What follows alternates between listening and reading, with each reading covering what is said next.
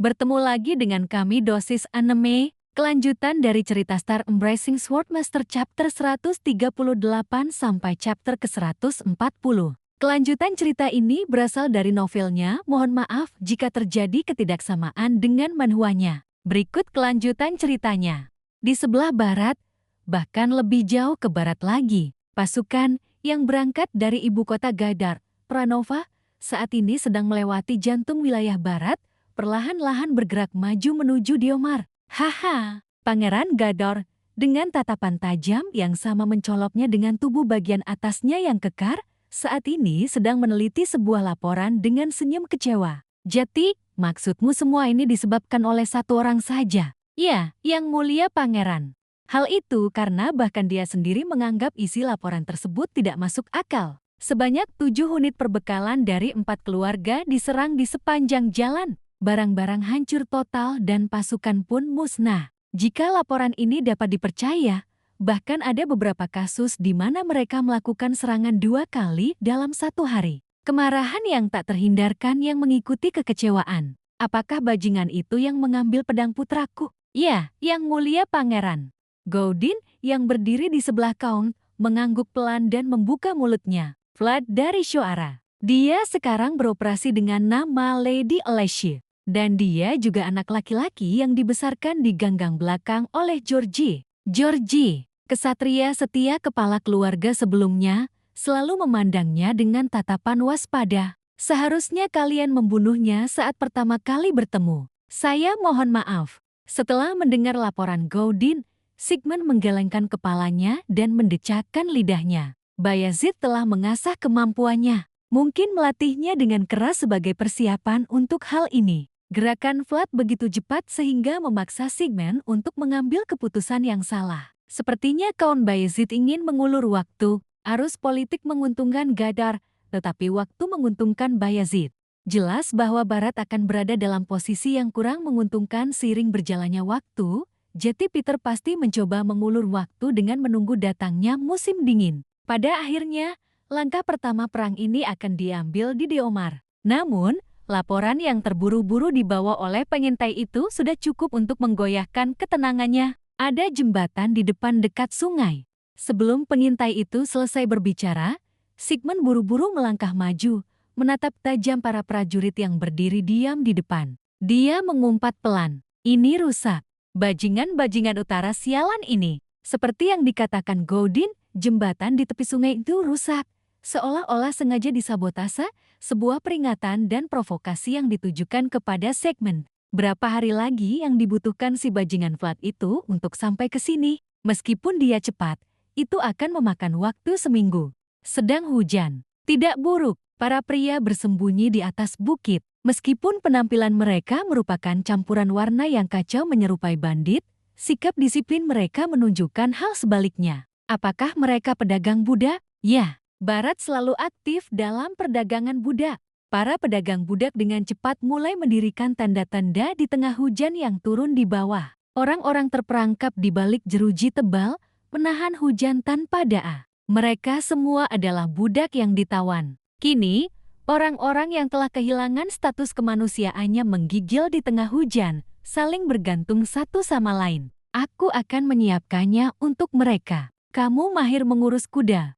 Marcus, seorang pria yang penuh bekas luka, tersenyum mendengar kata-kata Vlad dan mulai mengamati para pedagang budak dengan tenang. Mungkin masih ada jejak garis keturunan Rapnoma di antara mereka. Salah satu pedagang, pengaruh Rapnoma masih terasa kuat di wilayah barat, dan Gadar tidak menyia-nyiakan upaya apapun untuk melacak garis keturunan mereka. Sambil memberi isyarat pelan kepada anak buahnya untuk menunjukkan posisi, Marcus menatap Vlad dengan seringai.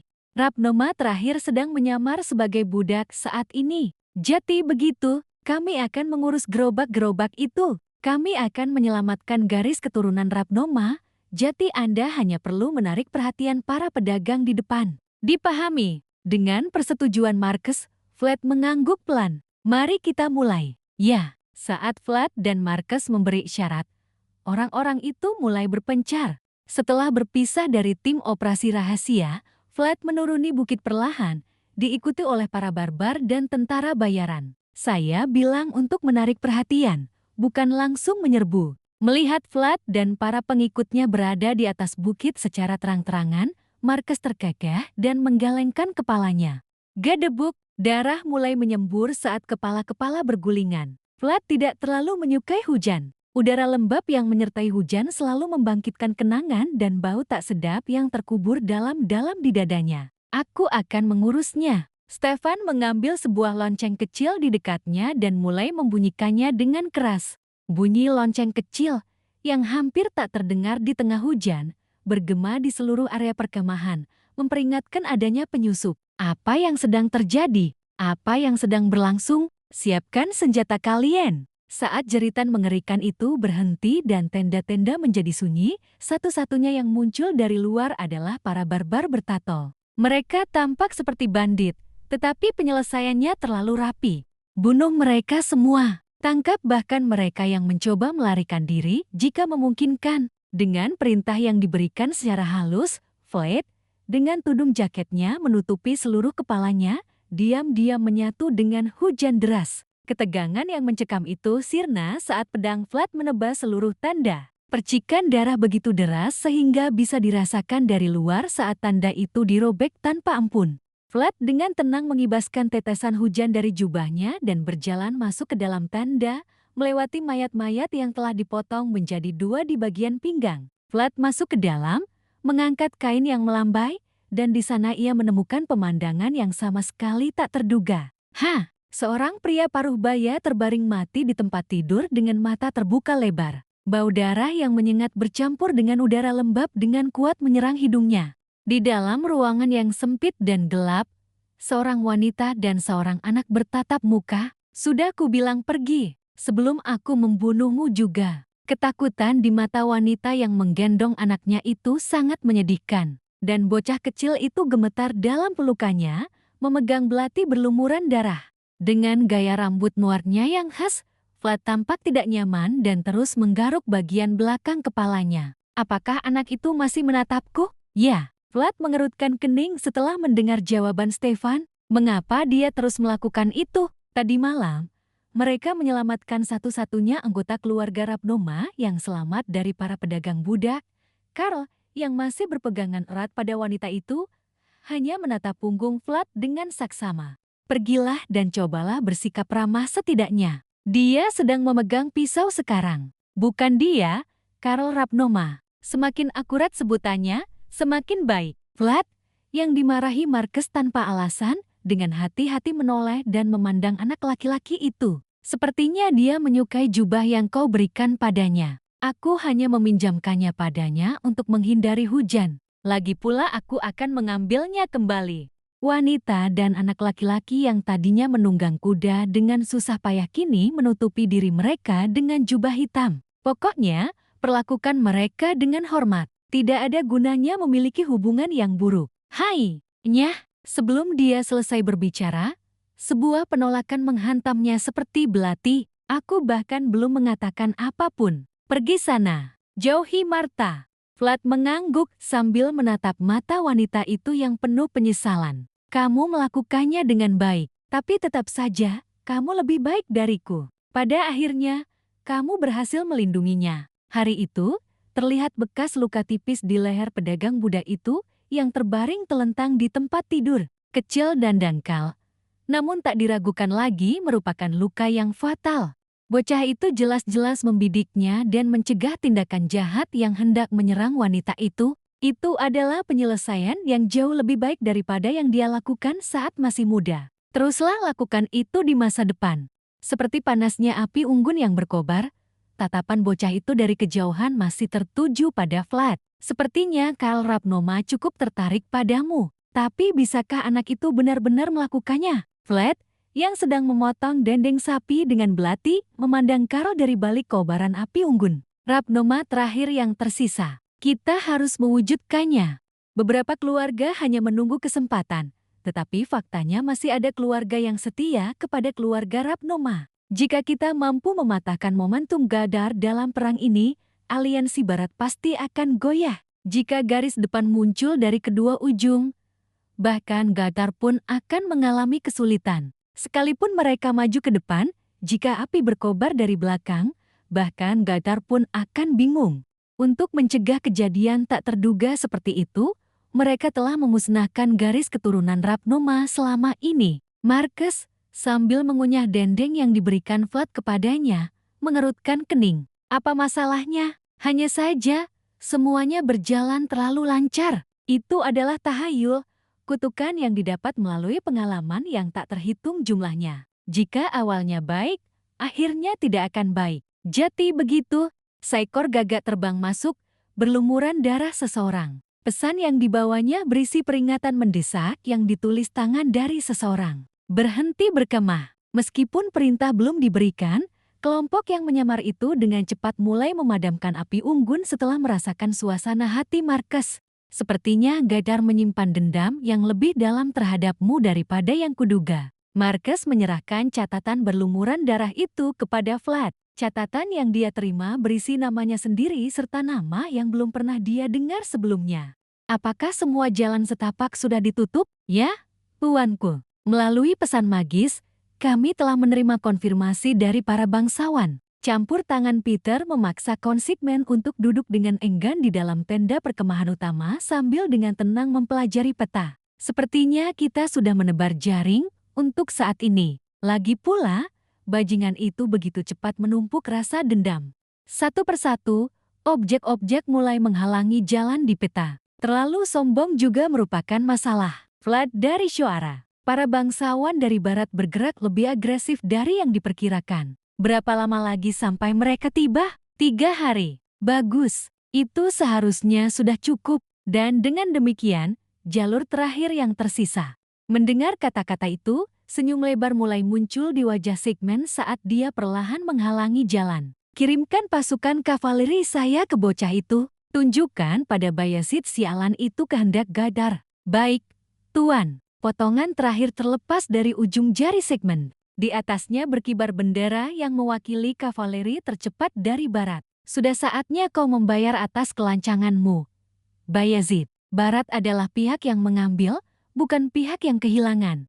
Kota Nassau, salah satu dari sedikit kota pelabuhan di barat. Baron Isnik, penguasa tempat itu, menatap laporan-laporan yang diletakkan di mejanya dengan alis berkerut dalam. Dasar orang-orang utara. Perbuatan mereka sangat keji, seolah-olah mereka adalah binatang buas dengan darah campuran mengalir di pembuluh darah mereka. Tuanku, ada masalah. Dalam keheningan sesaat setelah kebisingan itu, dia melihat komandan satria bersandar di kusen pintu, terengah-engah.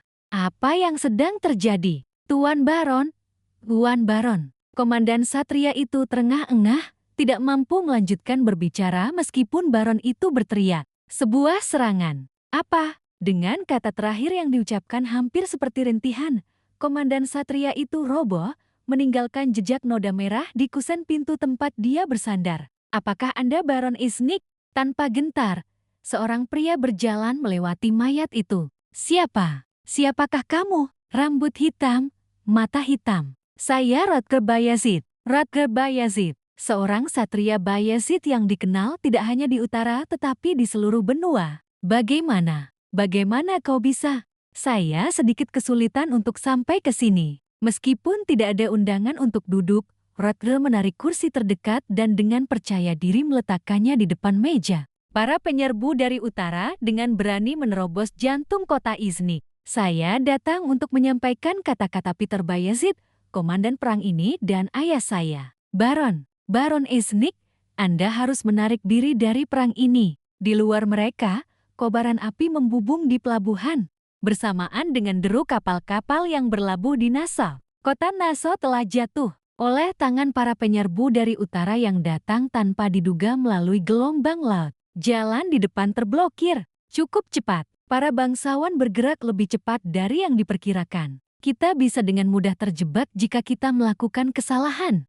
Marcus berbicara tentang situasi yang genting, tetapi ia tetap berusaha bersikap tenang. Bukankah lebih baik menerobos secara langsung? Bukan ide yang buruk, tapi juga bukan ide yang brilian. Kita bisa menerobos, tapi itu tidak akan mudah. Para prajurit dari barat telah memblokir jalan dengan kuat, tetapi mengingat pengorbanan yang telah dilakukan, seharusnya masih mungkin untuk menerobos. Tentu saja, Masalahnya adalah keselamatan anak laki-laki itu tidak dapat dijamin dalam proses tersebut. Masih ada beberapa jalur pelarian yang perlu dicari solusinya. Bersamaan dengan ucapan Marcus, burung gagak terus berdatangan dari depan. Namun, tidak seperti sebelumnya, berkurangnya jumlah burung gagak tampak sebagai pertanda buruk. Tapi jangan lewat jalan itu. Apa?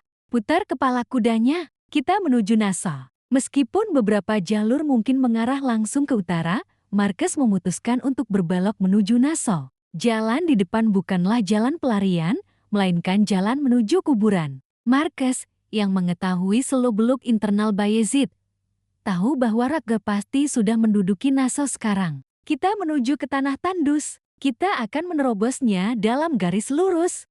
Meskipun Agi dan Stefan ragu-ragu dengan perubahan arah yang tiba-tiba itu, mereka akhirnya mengikuti setelah melihat ekspresi tekad Vlad. Ada orang yang mengikuti kita dari belakang, seperti yang diharapkan. Namun, saat ia melihat mereka tiba-tiba mulai menyusul, Vlad merasakan sensasi dingin di perutnya. Aku tidak sanggup menghadapi medan perang seperti ini. Seorang satria mungkin adalah seorang pendekar pedang di masa damai, tetapi di masa perang, mereka menjadi komandan. Vlad bertanggung jawab atas tim penyerangan, tetapi medan perang yang kompleks ini merupakan pengalaman baru baginya. Jika bukan karena penilaian Marcus, mereka pasti akan terjebak sepenuhnya seperti yang direncanakan. Jangan hanya fokus pada bagian depan, lihat juga ke depan. Anak panah mulai berterbangan dari belakang.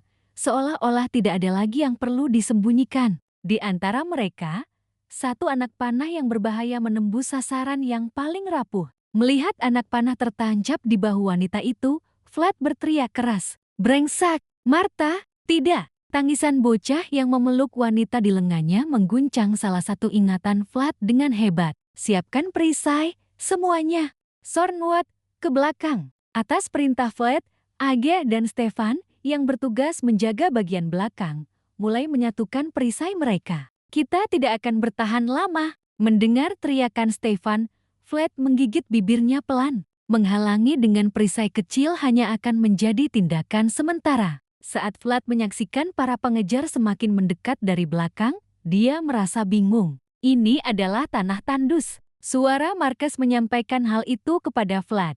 Sebelum kata-kata Marcus selesai diucapkan, hamparan gurun pasir yang luas mulai terbentang di hadapan mata mereka. Mereka adalah kavaleri Gadar. Mereka disebut penjahat hutan belantara. Masing-masing dari mereka menatap tajam, dan di atas mereka berkibar bendera dengan lambang Gadar, penguasa barat. Bagaimana menurutmu? Patut dicoba? Sebagai seorang komandan, nilailah sendiri. Bisakah kamu menghentikan mereka? Menanggapi pertanyaan Marcus, Vlad segera menutup mata kirinya. Di tengah debu yang berputar-putar, ia merasakan gelombang musuh yang gemetar melalui pandangannya. 5 satria menanggapi aura Vlad. Mereka dikenal sebagai penunggang kuda yang terampil, terlebih lagi di atas kuda, di antara para satria Gadar. Vlad menatap Marcus dengan mata kirinya yang tertutup. Dunia yang perlahan mengalir di benaknya tampak penuh dengan kepercayaan diri. Jika tidak ada orang lain yang bisa dijaga, jika dia sendirian, dia bisa menembusnya. Karena tidak akan ada yang perlu dikhawatirkan. Kalau begitu, mari kita bertemu di Nassau. Menanggapi tindakan Marcus, kelompok itu mengangkat wanita yang terhuyung-huyung tersebut. Sementara itu, mata bocah itu bertemu dengan mata Vlad. Air mata yang jatuh dari mata bocah itu terbawa angin dan menyentuh pipi Vlad. Vlad memutuskan untuk tidak membuka matanya yang terpejam meskipun air mata mengalir. Kudengar mereka adalah pasukan kavaleri tercepat di dunia. Siapa bilang begitu? Prajurit barbar yang berpengalaman itu memahami maksud Vlad. Mereka yang tidak tunduk di hadapan para penjahat di barat. Siapa yang berani mengucapkan kata-kata seperti itu di depan suku Budar? Mengikuti arahan Vlad, Aji mulai membangkitkan semangat para prajurit dengan suara lantang. Stefan, ikuti Marcus. Tetapi, pastikan misi diselesaikan tanpa gagal. Sekarang bukan waktunya untuk melindungi diri dengan perisai. Dipahami, dengan anggukan, unit tentara bayaran Sornwood bergabung dengan Marcus seolah-olah mereka tersedot ke dalam formasi yang dibuka oleh AJ. Saat mereka menyaksikan kelompok itu perlahan menjauh, para prajurit suku Budar mulai berteriak dengan keras. Apakah kamu siap? Tentu saja. Pasukan kavaleri Gadar yang mendekat dapat terlihat dari belakang. Kuda-kuda berlari tanpa henti. Vlad menemukan cara untuk mengalahkan mereka dengan taktik yang tidak konvensional dari kaum barbar tersebut. Api, anak panah tajam melesat keluar dari tangan orang-orang barbar. Sikap yang tidak bisa ditiru bahkan dengan pelatihan, hanya bisa dilanjutkan melalui keterampilan bawaan. Teknik menembak dari belakang yang unik milik kaum barbar yang telah lama menyulitkan para prajurit di utara, kini diperlihatkan di tanah tandus di barat. Musuh, mereka berbalik. Apa? Komandan kavaleri ketiga Gadar, Wagner, terkejut dengan perubahan sikap mendadak dari rakyat utara. Tidak, mereka hanya memutar badan mereka. Jenis keanehan apa? Sebuah postur aneh yang belum pernah terlihat di barat sebelumnya. Dari posisi yang tampaknya memungkinkan itu, anak panah tajam mulai melesat keluar. Satu persatu, para prajurit kavaleri tumbang karena taktik yang belum pernah mereka temui sebelumnya. Wagner mendecakkan lidah karena frustrasi saat melihat anak panah itu menunjukkan akurasi yang tepat bahkan saat ia berlari menjauh. Apa-apaan ini? Namun, terlepas dari rasa frustrasinya, dia tidak goyah. Tingkatkan kecepatannya.